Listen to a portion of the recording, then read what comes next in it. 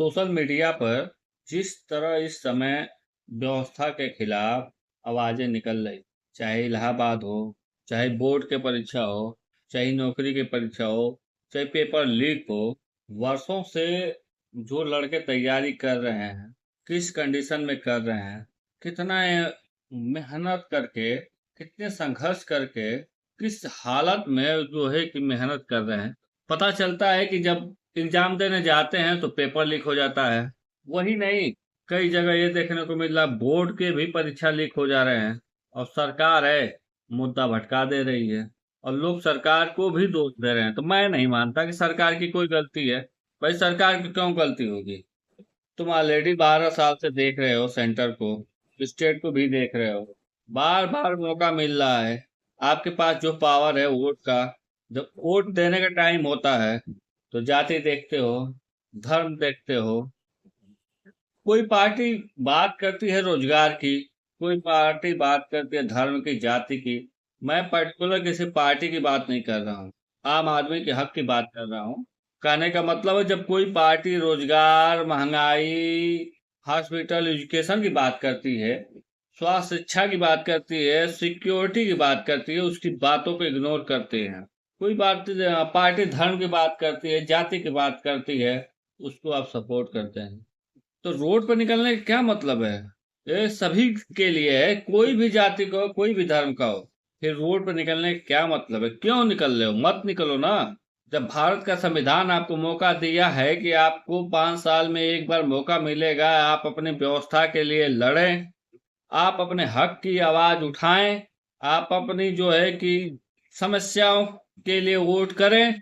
तो आप वोट करते हैं जाति की, धर्म की। और जाति धार्मिक नफरत इस स्तर पर है कि हम सोच नहीं सकते हम लोग किस जमाने के हैं। 42 साल उम्र हो गई, बैलगाड़ी से लेकर हवाई जहाज तक देखे हैं, सफर भी किए हैं।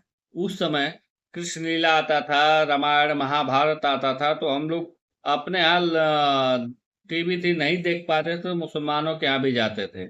वहां भी बड़े बैटरी की व्यवस्था करके लोग दिखाते थे, कहीं कोई इशू नहीं था। तो आज नाम सुनते ही जाति और धर्म की एक अलग ही भाव उत्पन्न हो जा रहा है और लोग भी सपोर्ट कर रहे हैं। तो फिर नौकरी के लिए क्यों परेशान हो रहे हो? जिस एजेंडे पे आपने वोट किया तो वो एजेंडा तो पे सरकार काम करेगी।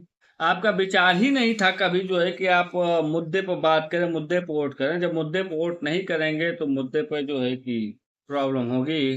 क्या कह सकते हैं? ये देश गुलाम था हजारों साल, आज भी बदलाव नहीं हो रहा है। बड़ी सोचने वाली बात है।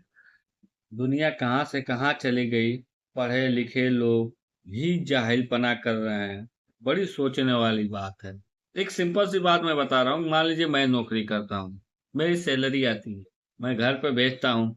घर पे भेजने के बाद घर वाले यूटिलाइज करते हैं, घर वाले खर्च करते हैं।